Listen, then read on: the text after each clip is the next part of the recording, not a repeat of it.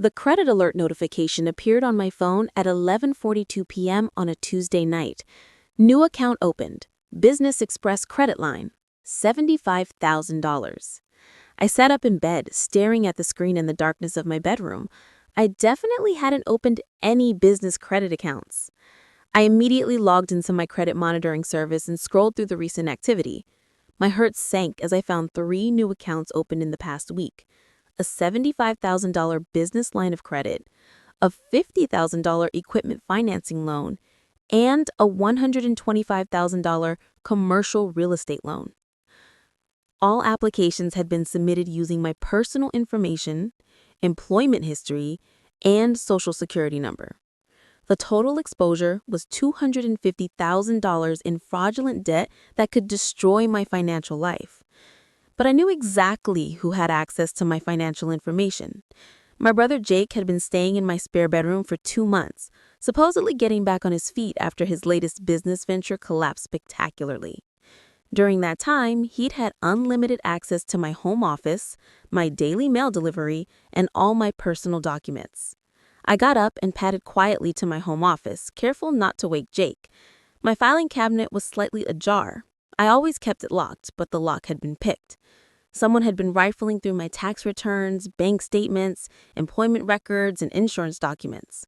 On my desk, there were faint impressions on my notepad where someone had pressed down hard while writing, probably practicing my signature. I opened my laptop and checked the browser history. Someone had been researching business loan applications, how to establish corporate credit using personal guarantees, strategies for maximizing loan approvals, and even articles about identity theft penalties. The searches had been conducted during business hours when I was at my job downtown. As a forensic data analyst for a major insurance company, I had extensive experience with fraud investigation, digital evidence preservation, and financial crime patterns. My home network was configured to log all internet activity, and I had security cameras positioned throughout my apartment that I'd installed after a break-in 2 years earlier. I pulled up the network activity logs for the past month. Jake's devices, his laptop, tablet, and smartphone, had been accessing loan application websites, business formation services, credit monitoring sites, and financial planning forums. He'd also downloaded copies of my personal documents and uploaded them to several cloud storage accounts that I could trace through the network traffic. The security camera footage was even more damning. Clear video showed Jake sitting at my desk last Tuesday, methodically photographing my tax returns and employment verification letters with his phone. In another clip from Thursday, he was practicing my signature while holding my driver's license for reference, testing different pens and writing styles. But the most incriminating evidence was audio from my smart home system. Jake had made several phone calls from my living room, not realizing that my voice assistant automatically logged and stored conversations containing financial keywords like loan, credit, fraud, and identity theft. In one recorded call from last week, Jake told someone, "Her credit is perfect and she's too stupid to use it. I'll make millions with these loans and pay everything back before she even notices. She's one of those boring, conservative types who never takes financial risks." In another conversation, he bragged, "My sister is this uptight data analyst who never does anything interesting with money. She has perfect credit and no debt, so I can probably get approved for anything using her information. She's too trusting and disorganized to suspect anything until it's too late." The next morning, I watched Jake get ready for what he called important business meetings. He was wearing his best suit, when I'd bought him for job interviews, and carrying a new leather briefcase filled with documents I recognized as copies of my financial records. "Big day today?" I asked casually while making coffee, keeping my voice neutral and interested. "Huge day," Jake replied confidently, adjusting his tie in the hallway mirror. "I'm finalizing some major business deals that are going to change everything. Within 6 months, I'll be running a multi-million-dollar operation." "That sounds exciting. What kind of business are you starting?" "Import-export company specializing in high-end electronics from overseas, consumer devices, computer components, that sort of thing. The profit margins are incredible if you have enough capital to get started properly." "How are you financing the startup costs? That sounds like it would require significant investment." Jake's expression became evasive, and he avoided direct eye contact. "I've got some investors lined up, silent partners who recognize my business acumen and want to work with someone who knows how to make serious money." "That's wonderful. I hope everything works out for you." Oh, it will, Jake said with complete confidence. This time next year, you'll be asking me for financial advice instead of the other way around. After Jake left for his meetings, I called the 3 banks that had approved the fraudulent loans. I spoke with loan officers at each institution and confirmed that applications had been submitted using my personal information, but requesting that all correspondence be sent to a business address I'd never heard of, a small office complex across town. The loan officers were shocked when I explained that I hadn't applied for any business loans and that someone was using my identity fraudulently. Ms. Peterson, these applications were approved based on your excellent credit history, stable employment, and comprehensive financial documentation. The applicant provided tax returns, bank statements, employment verification, and even credit reports. Everything appeared legitimate. Those documents were stolen from my home. I need to file fraud reports immediately and freeze all accounts. We will freeze the accounts pending investigation, Sandra assured me. This appears to be sophisticated identity theft. You should contact law enforcement immediately. This level of fraud typically involves federal charges. I spent the morning filing fraud reports with all 3 banks, reporting the identity theft to the Federal Trade Commission, and documenting everything for my insurance company. Then I called Detective Ray Thompson from the Financial Crimes Division, whom I'd worked with on several insurance fraud cases over the years. Detective Thompson, this is Angela Peterson from Consolidated Insurance. I need to report identity theft and business loan fraud. I have extensive evidence, including video footage, audio recordings, and digital forensics. How extensive are we talking? He asked, his interest clearly piqued. Complete documentation of a systematic fraud scheme, including network logs, security camera footage, audio recordings of the perpetrator admitting to the crimes, and a timeline showing premeditation over several weeks. That's more evidence than we usually see in identity theft cases. Can you come in this afternoon? Bring everything you have. At 2 p.m., I sat in Detective Thompson's office with 2 thick folders of printed evidence and a laptop containing digital files. The documentation was overwhelming. Screenshots of fraudulent loan applications, network activity logs showing Jake's research into business loan fraud, security camera footage of him stealing my documents, audio recordings of him bragging about his scheme, and a detailed timeline outlining his systematic approach to identity theft. Angela, this is some of the most comprehensive fraud evidence I've seen in 15 years of financial crimes investigation, Detective Thompson said, reviewing the materials spread across his desk. You documented everything. I'm a forensic data analyst by profession. I know how to preserve digital evidence, maintain chain of custody, and build cases that will hold up in court. Detective Thompson examined the bank statements showing the fraudulent accounts and loan disbursements. Your brother obtained $250,000 in business loans using your identity. The application shows sophisticated planning, premeditation, and knowledge of banking procedures. He's been living in my apartment for 2 months, systematically collecting my personal information. The camera footage shows him photographing my documents over several weeks, not just a single opportunistic theft. The audio recordings are particularly damaging, Detective Thompson noted, playing back Jake's recorded conversations. He explicitly admits to identity theft and fraud. He also demonstrates clear knowledge that his actions were criminal and that he was deceiving you. What kind of charges are we looking at? I asked. Identity theft, bank fraud, wire fraud, and potentially money laundering if he's moving funds between accounts to hide the source. With this amount of money involved and evidence of premeditation, we're definitely talking about federal charges. He could be looking at 8 to 10 years in prison. Detective Thompson leaned back in his chair.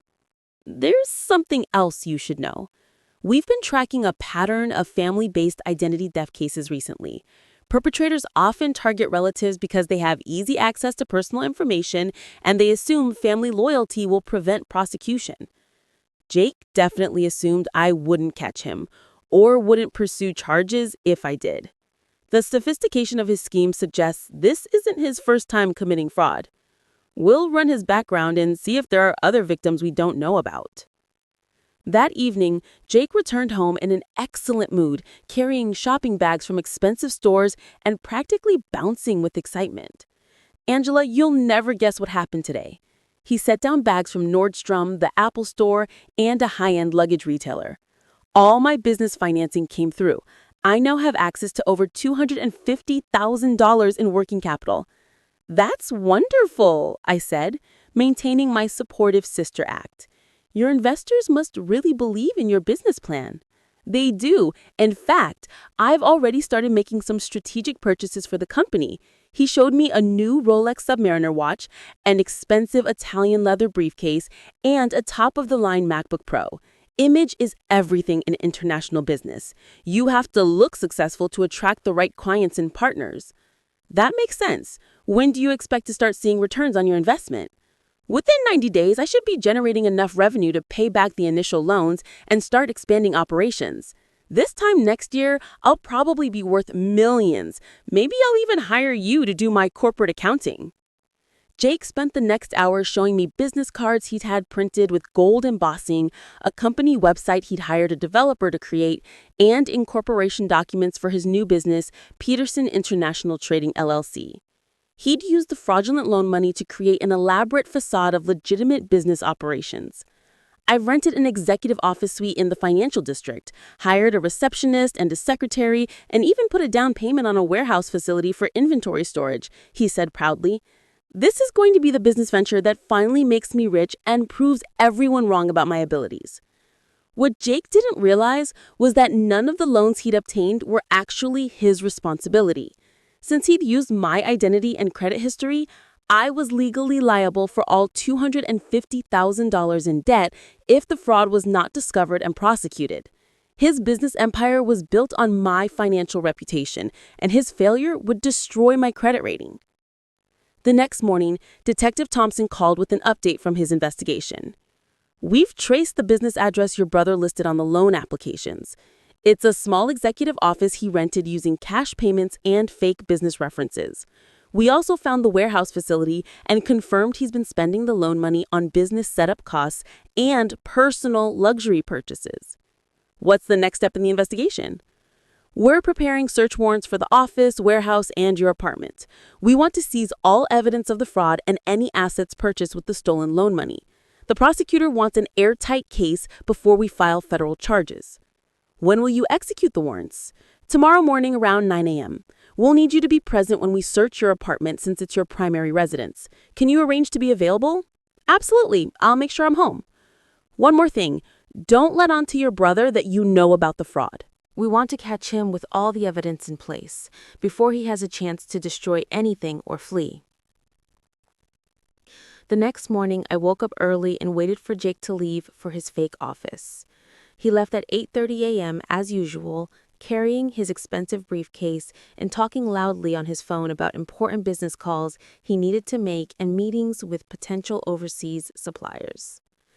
At 9:15 a.m., Detective Thompson arrived with 3 other officers, a federal agent, and several evidence technicians carrying boxes and camera equipment.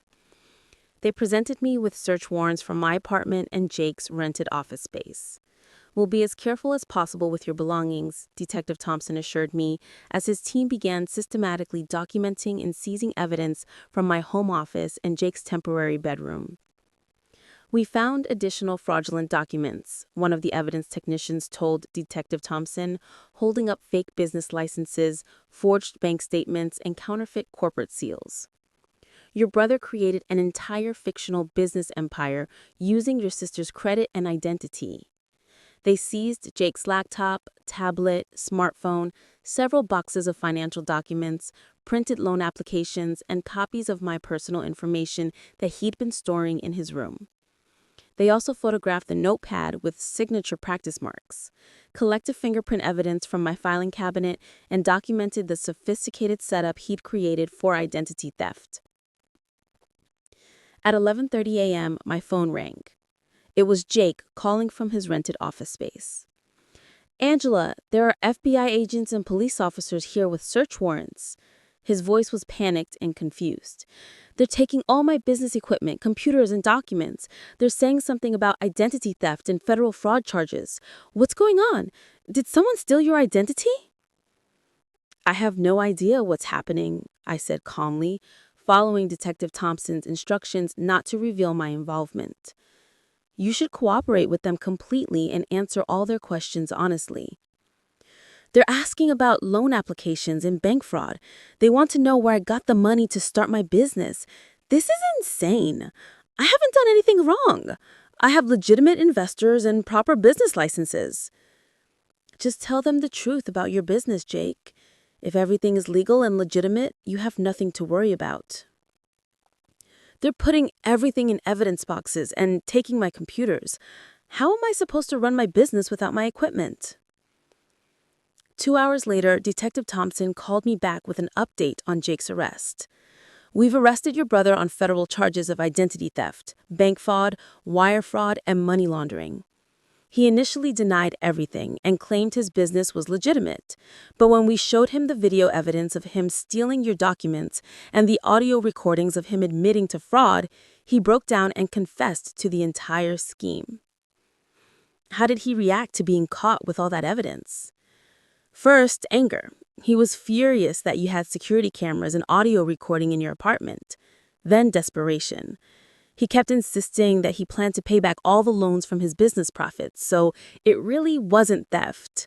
He doesn't seem to understand that using someone's identity without permission is a serious federal crime, regardless of intent to repay. What happens next in the legal process? He'll be arraigned tomorrow morning on federal charges. With the comprehensive evidence you provided, the prosecutor is confident we can get convictions on all counts. Your brother is looking at 8 to 10 years in federal prison, plus restitution and fines. That afternoon, I started receiving phone calls from family members who'd heard about Jake's arrest through our local family network. The reactions were predictably divided along familiar lines. My mother called in tears. "Angela, how could you have your own brother arrested? He was just trying to start a business and make something of himself. Families should stick together during difficult times." "Mom, Jake stole my identity and fraudulently obtained $250,000 in loans that I would have been legally responsible for. If he hadn't been caught, I could have lost my house, my savings, and my credit rating." "But he's your brother. You should have talked to him privately before involving the police in destroying his life." "I didn't know he was committing crimes against me until I received credit alerts about fraudulent accounts. By then, he'd already obtained $250,000 through systematic identity theft." My father had a different perspective when he called later. "I can't believe Jake was stupid enough to try this kind of scheme against you. Didn't he realize you work in fraud investigation for a living?" "Apparently, he thought I was too trusting and disorganized to catch him. He seriously underestimated both my professional expertise and my personal security measures. He always was too clever for his own good. I just never thought he'd be dumb enough to commit federal crimes against his own sister." My Uncle Robert was furious with me when he called that evening. "Angela, you could have just co-signed business loans for Jake if you wanted to help him succeed. There was no reason to send him to federal prison over money." "Uncle Robert, I didn't co-sign anything, and I wasn't asked to co-sign anything. Jake forged my signature and stole my identity to commit bank fraud. This wasn't about me refusing to help him. This was about him committing serious federal crimes. You're being vindictive and destroying family relationships. Families should help each other achieve their dreams, not destroy each other over business disagreements." This wasn't a business disagreement or a family dispute. Jake systematically stole my personal information, forged my signature, and obtained $250,000 in fraudulent loans. If his scheme had succeeded, I could have faced financial ruin. The preliminary hearing was held 2 weeks later in federal court. I testified about the evidence I'd collected and explained how Jake had used his access to my home to systematically gather my personal information over several months. Jake's court-appointed defense attorney tried to portray the fraud as a misunderstanding between siblings, claiming Jake believed he had implicit permission to use my credit for business purposes, since we were family.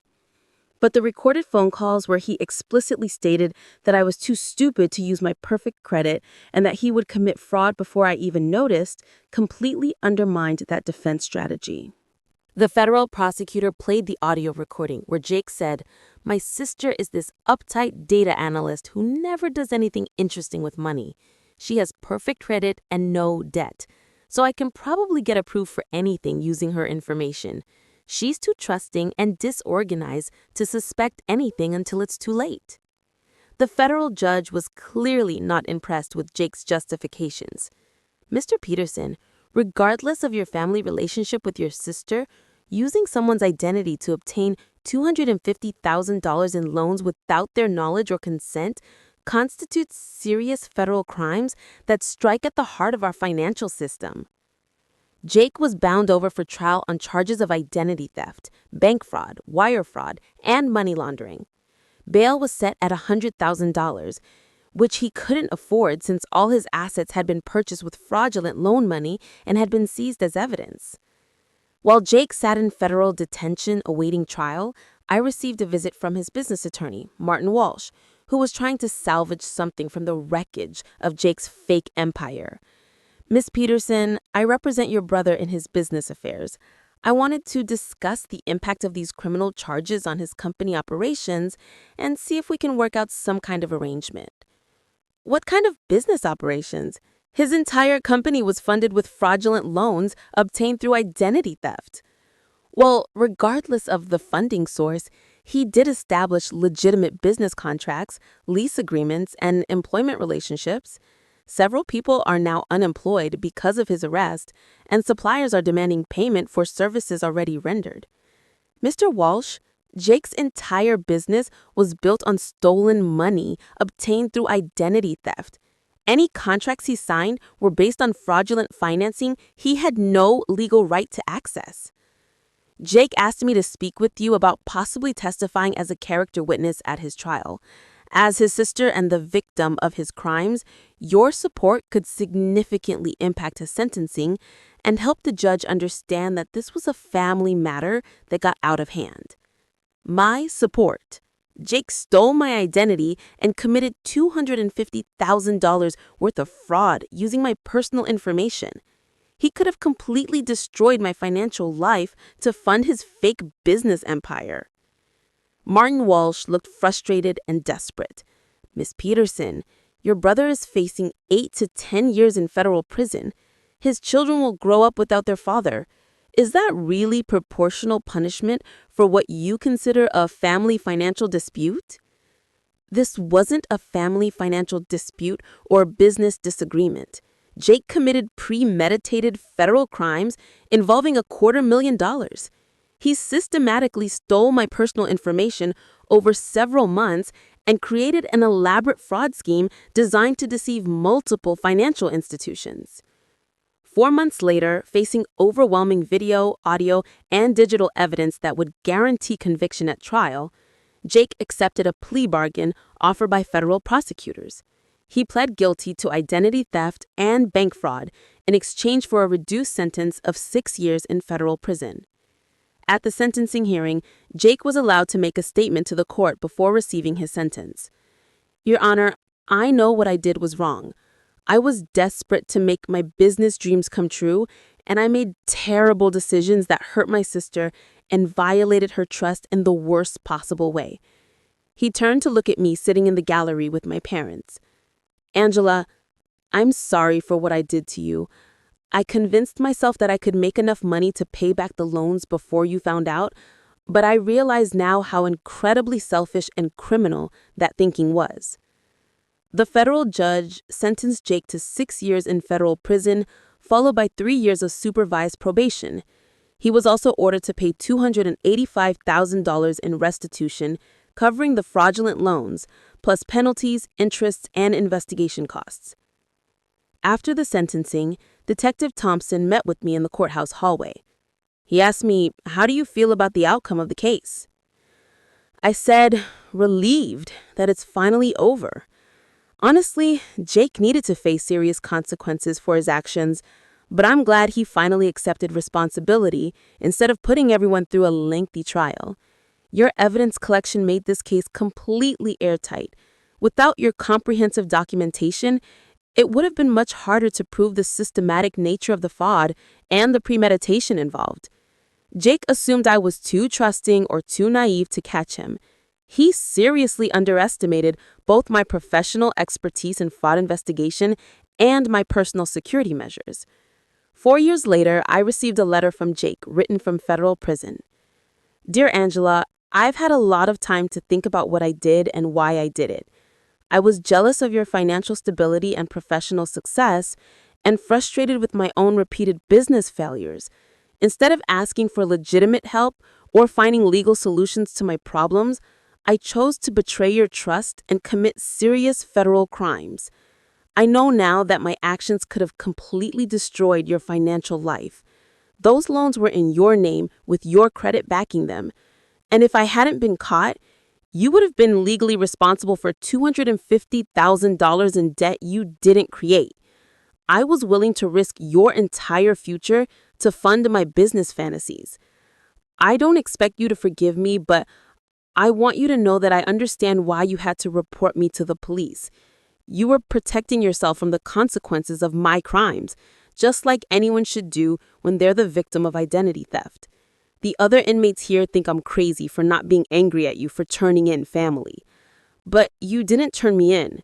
You documented evidence of federal crimes I committed against you. There's a big difference between reporting crimes and betraying family. I hope someday we can rebuild our relationship, but I understand if you can never trust me again. I proved that I was willing to destroy your life to fund my business fantasies, and that's not something a person gets over easily. Your brother, Jake. I never responded to that letter. Jake served 5 years of his 6-year sentence and was released on good behavior for participating in prison education programs. He now works at a construction company in another state and is required to check in with a federal probation officer every month. Our parents still believe I should have handled it within the family instead of involving law enforcement. They think Jake's punishment was too harsh for what they call a family business dispute that got out of hand. But identity theft isn't a family business dispute. Bank fraud isn't a family disagreement that got out of hand. When someone systematically steals your personal information, forges your signature, and obtains $250,000 in fraudulent loans using your identity, that's a serious federal crime, regardless if you share DNA with the perpetrator. Jake gambled that family loyalty would protect him from the consequences of his crimes.